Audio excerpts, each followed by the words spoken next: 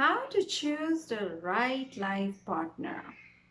If I say I'm going to show you a video of that, how many of you would say that I'm 20 years late?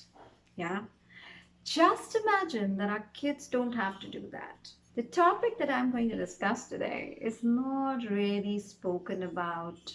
It's usually kept under the covers or behind the curtains or inside the closed doors. I have seen in my life that keeping things under the covers don't disappear them.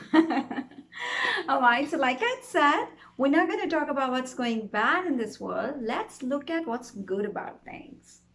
What do you guys think about teen friendship and teen dating? It's very exciting, according to me. Very exciting because the teens are growing, they're learning, they are making those connections that we never did. They are creating space for someone else, and a lot of them are learning that they don't get completed by someone else and that they get completed by themselves.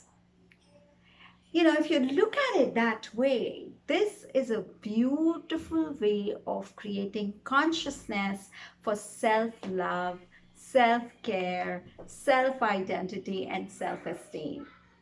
I know, right? A lot of you would be saying, but no, Samira, usually you know what happens when people don't have a boyfriend, their self esteem goes low.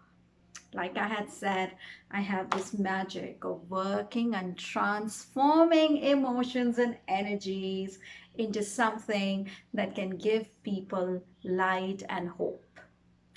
So look at a teen who, imagine a teen who looks at all his friends having, let's say, a boyfriend, and then looks at herself not having one and not feeling that low self esteem.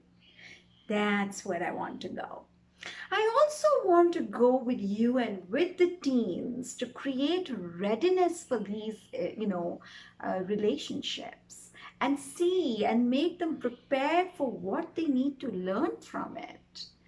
Um, I am not expecting them to learn and figure out the boundaries around relationships themselves at this time when they've not seen many at home. Yeah. I don't expect them to learn, and think about their sex education, which we really, really don't discuss with our kids. So I want to gather these teenagers and I want to, create this space and a very safe space for them to talk about gender identity issues. I want to talk about what teen dating is and it's not. What sex education is and it's not. What is it that they can look forward to when they do teen dating or when they are dating somebody as a teen? Do you know, research has shown that if couples go together, so if your classmates have, teen boyfriends and they all go together, let's say for watching a movie, that is a psychologically very beautiful way of learning the following things in a relationship: conflicts, self esteem, self love, intimacy. Do you know that India is one of the highest, the rate of increase in our divorces is the highest in the world right now. Do you know why? Because we struggle with intimacy after 40, struggle with conflicts, and we struggle with creating space for self esteem and boundaries. Yeah, look at what we can create. So, join me in this discussion, especially how do you talk to your teens on sex education? How do you confront them on their hormones? How do you confront them on what they really want to do?